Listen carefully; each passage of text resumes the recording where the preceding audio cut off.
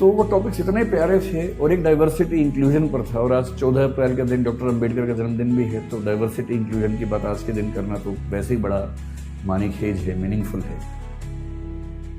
लेकिन मुझे इस बात का अंदाजा था कि जब हम फेस्टिवल के मूड में होते, जैसे अभी आप लोग हैं, बिजनेस कॉन्क्लेव है, सुबह से आप कई स्पीकर से सुन रहे हैं, और अभी आखिरी सेशन में ये भी होता है कि छूटे तो भागें, छुट्टी का टाइम होने वाला है। स्कूल में जैसे होता था ना कि जैसी टन टन टन बजता था वैसे ही लोग बैग उठा के भागते थे।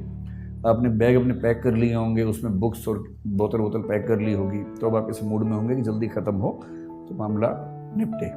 आप लोग श्रीराम कॉलेज ऑफ कॉमर्स में पढ़ते हैं, तो मेरे ख्याल से आपके सामने, क्योंकि देश का सबसे अच्छा कॉलेज कॉमर्स का माना ही जाता है, और माना ही किया जाता है ही, ऐसे थोड़ा माना जाता होगा।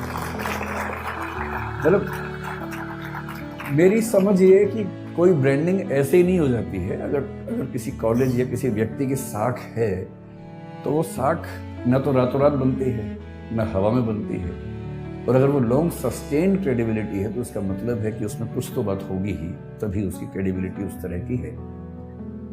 तो मैं जब देखता हूँ आजकल के बच्चों को, नई पीढ़ी को, और मैं उनके जब डायलेमास को समझने की कोशिश करता हूँ, तो मैंने पाया कि उनके सामने सबसे बड़ा डायलेमा ये होता है, स्पेशली उनके दिमाग में जो कॉमर्स या मैनेजमेंट की दुनिया से हैं, जैसे कि आप हैं, कि हम बड़े होने के बाद क्या करें।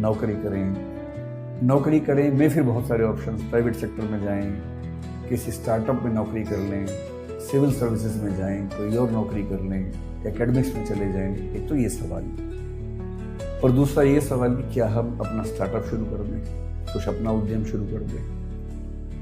और मैं देख रहा हूं कि आजकल की पीढ़ी को एक शब्द बड़ा अच्छा मिल गया, स्टार्टअप।